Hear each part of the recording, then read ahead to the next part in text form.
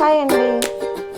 ఈరోజు మీకోసం చిన్నది డిజైన్ చూపిస్తున్నాను. మెహందీ డిజైన్ ఎవరైనా పెట్టేసుకోవచ్చు అండి. ఇదైతే నా చిన్నప్పుడైతే ఒక హ్యాండ్కి నేను పెట్టుకునేదాన్ని, ఇంకో హ్యాండ్కి మా మమ్మీకి వచ్చి మామూలు డిజైన్స్ వచ్చింది, చందమామ అలాంటి.